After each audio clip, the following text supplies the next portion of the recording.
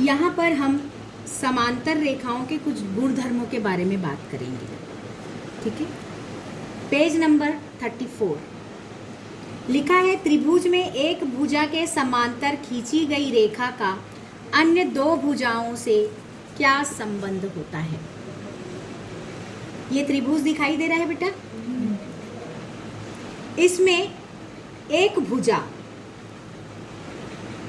ये है एक भुजा, बीसी दिख रही है भुजा, बीसी भुजा दिख रही है, उसके समांतर मैंने एक रेखा खींची है डी। ठीक, किसी भी त्रिभुज के एक भुजा के समांतर खींची गई रेखा का अन्य दो भुजाओं में क्या संबंध होता है। तीन भुजाएं हैं, A B, B C, C A. Clear?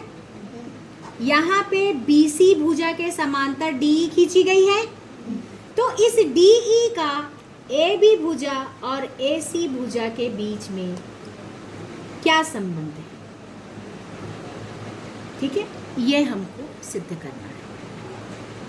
तो सबसे पहले हमको ये सारणी दी गई है, देखो इसमें ए डी और डी बी का क्या करना है, हमको माप लेना है।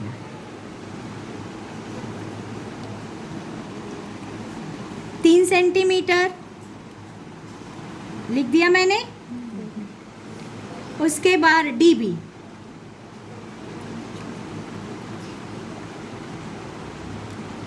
1.3 सेंटीमीटर। इन दोनों के बीच में संबंध 3/1.3। वैसे ही इसमें देखो,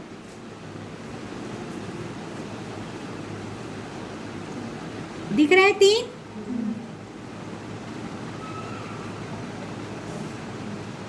3 सेंटीमीटर ए ई और ईसी भी कितना दिख रहा है, 1.3। तो ए ई बटे ई सी कितना हो गया, 3/1.3। तो क्या दोनों बराबर हैं? हाँ, बराबर हैं। A D 3, D B 1.3 centimetre, A E बराबर भी 3 है और ई सी बराबर भी 1.3 सेंटीमीटर है। मतलब ये बराबर है। वैसे ही इन सारों को आप नाप के देखोगे और ऐसी सारणी को फील करोगे। तो इससे क्या सिद्ध होता है कि किसी त्रिभुज में एक भुजा के समांतर खींची गई अन्य रेखा अन्य दोनों भुजाओं को समान अनुपात में विभाजित करती है। मतलब ए डी बटे डी बी बराबर होता है ए ई बटे ई सी। ये इसको सिद्ध करता है। ठीक है,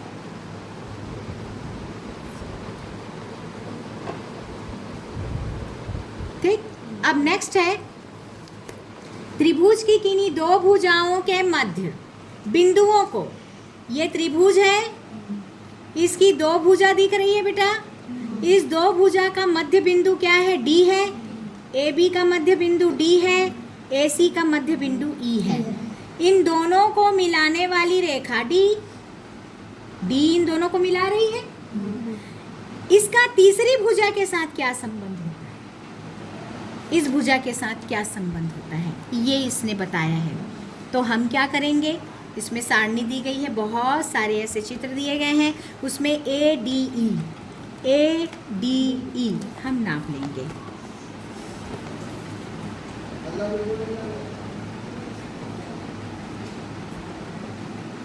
कितने अंश का है, 60 अंश का दिख रहा है बेटा, ये देखो 60 अंश का दिख रहा है। तो मैं यहाँ पे क्या लूंगी, लिख दूंगी 60 अंश। कोण बी भी ले लेते हैं, ये भी कितने अंश का दिख रहा है, 60 अंश का। तो क्या दोनों कोण बराबर है, ये पूछ रहा है। तो हम क्या लिखेंगे, हाँ दोनों बराबर है। अब पूछता है ए ई डी, ये वाला कोण ए ई डी,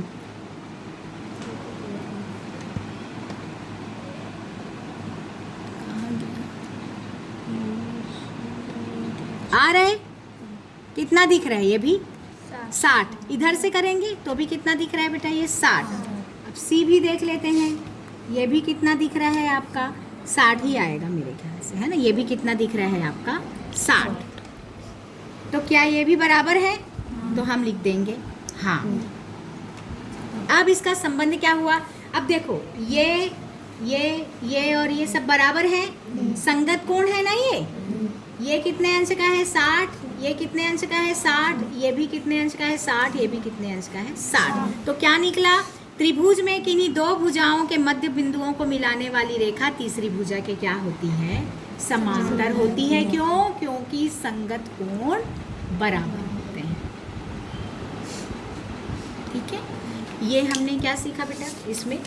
अब रेखाखंड का समान भागों में विभाजन करना हम सीखेंगे। बहुत ध्यान से इसे आप लोग समझेंगे।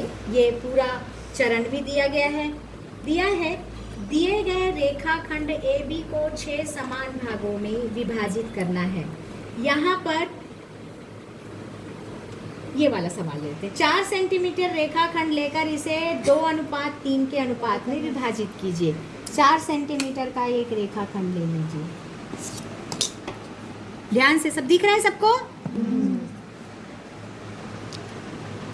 ये मैंने 4 सेंटीमीटर का लिख लिया। ये B कितना है बेटा? 4 सेंटीमीटर। ठीक है, अब क्या बोला? AC किरण, इसके बाद AC किरण खींचिए जो AB पर न्यून कोण बनाए। कोई भी नाप का 60 अंश का, कोई भी नाप का ले सकते हो। न्यून कोण 90 से कम। इसको मैंने ये मिला दिया। कितने अंश का बनाया? 60 अंश का। इसको नाम क्या दिया मैंने? AC किरण। ठीक है, मैंने AC किरण नाम दे दिया, इसको लिख दिया AC। अब क्या बोलता है ये? किरण AC को प्रकार की सहायता से समान माप के चाप काटकर अनुपात के योगफल, कितना अनुपात है बेटा? 2:3। 2:3 है ये, तो उसको हम क्या कर लेंगे? 2:3 बराबर 5 भागों में काटेंगे। कोई भी नाप लेना ना इसमें, इसको वो करने की ज़रूरत नहीं है। सीधा क्या कर लेंगे? यहाँ पे रखेंगे, एक काटे। थोड़ा बड़ा हो रहा है, ज़्यादा लंबा चला जाएगा, चलो ठीक है कोई बात नहीं। तो हम इसको थोड़ा छोटा कर लें, इसको हम थोड़ा छोटा कर लेते हैं। 1 2 3 4 और ये 5 काटा। 1 2 3 4 5। इसे नाम देंगे, चूंकि AC है, C1 C2 C3 C4 C5। और इस बिंदु को ऐसा करके, इसमें ऐसे करके इसको गाढ़ा कर देना बेटा। ठीक है, अब क्या बोलता है? अब AC1 C1 C2 C4 C5 बराबर बराबर भाग में हो गए। AC1 C1 C2 C2 C3 C3 C4 और C4 C5 बराबर बराबर भागों में विभाजित हो गए। क्यों बराबर है? क्योंकि हमने इसकी त्रिज्या को क्या किया? समान रखा है। अब बोलता है अब C5B को मिलाइए। ये C5 है, B को मिला दिए। ठीक, अब इसके बाद ना लाइन से मिलाते जाओ बोल रहे हैं, तो यहाँ पे ये मेथड ना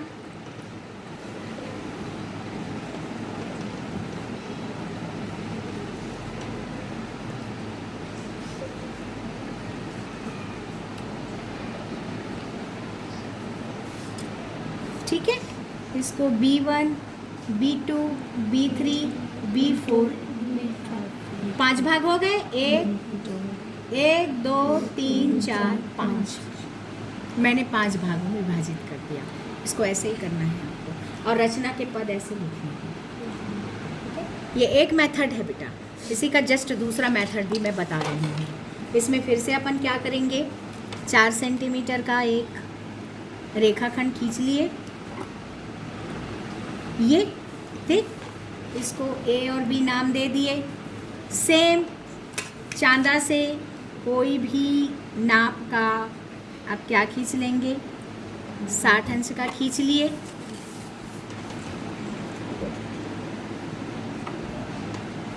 ये ठीक, इधर भी 60 अंश का खींचना है, सेम टू सेम। तो इसके लिए देखो पलटा लेना, देखो ध्यान से, ये गया, ये इस बिंदु से ऐसे मिला और ये दब गया, दबा ये थोड़ा सा ऐसे, किधर से दबा है बेटा, इधर, इधर का 60 अंश ये है, इधर से गिनेंगे 0, 10, 20, 30, 40, 50 और ये 60, इधर से गिनेंगे। अब देख लिए सब, देखो लड़के भी झुक के देख लो बेटा, उसको थोड़ा जगह दे दो बेटा, निशान पीछे वाले बच्चे को, आ जा, देखो पीछे में ये वाले, ये देखो फिर से ध्यान से, ये देख, ये वाला बिंदु है, इस बिंदु को हम कहाँ रखेंगे, ये, और ये वाली जो लाइन है उसको इस लाइन से ऐसे मिला देंगे और 60 अंश का खींचेंगे, ठीक। इसको दोनों तरफ 60-60 का खींच लेना। किरण, ये बी कुछ भी डाल दो, सी डाल दो और इसको एडी डाल दो, ठीक। ये ले लिए, 5 भागों में हमको विभाजित करना है, 2/2 है ना, तो 5 भागों में करना है बेटा, 1, 2, 3, 4, 5, ठीक है। यहाँ पर भी वैसे ही, इसके त्रिज्या को चेंज नहीं करना है, इसके त्रिज्या को चेंज नहीं करना है, 1, 2, 3, 4 एंड 5, ठीक है। इसको नाम देंगे B1, B2, B3, B4 and B5। इसको नाम देंगे D1, D2, D3, D4 and D5, ठीक है। यहाँ पे थोड़ा सा ये, अब मिलाना किसको किससे है, इसको किससे मिलाओगे, D1 को किससे मिलाओगे, D5 से। आई बात समझ में, ये चित्र दिया है। सबसे पहले इसको किससे मिला लेना भैया, तुम इससे, ए को किससे मिलाओगे, B5 से, ए को B5 से मिला लो और D को D5 को मिला लो B से। आया समझ में, इसमें चित्र में दिया है ना। अब